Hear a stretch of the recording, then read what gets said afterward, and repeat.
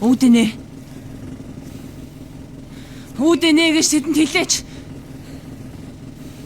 Үүдэнэ ихгүй бол энэ чинь толгой зад буудлаа шүү. Михаил тавьчих. Энэ надад хутга тулгачсан байгааг харахгүй юу? Үүдэ хурдна ихгүй бол энийг чинь би авчих шүү. Энэ үлэгчгүүд миний холыг хэрчээгүүдэд над хаалгаа нээсэлтэй. Хаалгаа нэхгүй бол над нашигаа холоо хэрч. Михаил! На хаалгаа нээ! Би тушаач байна!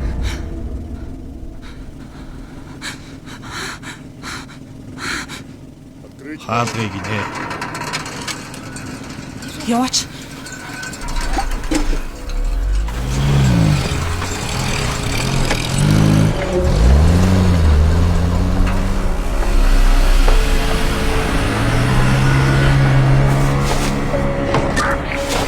Түгшүүр, хоригл орлоо.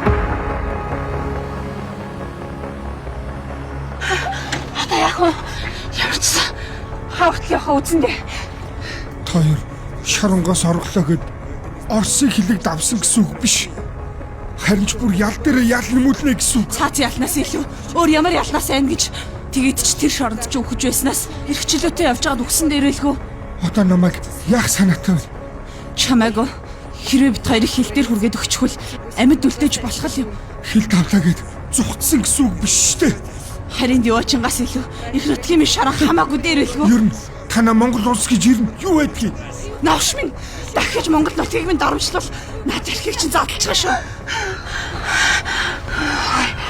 Ингээд зөв замаар явж байгаа болов. Зөв юм шиг байна. Хоёр монгол үлэгчид Орос хурандаа хүмгэж барьцаалагдаа явж ах ч гэжтэй. Иннээс цаашаа замаалах мод тулчлаа. Зүгээр тойроо яваач.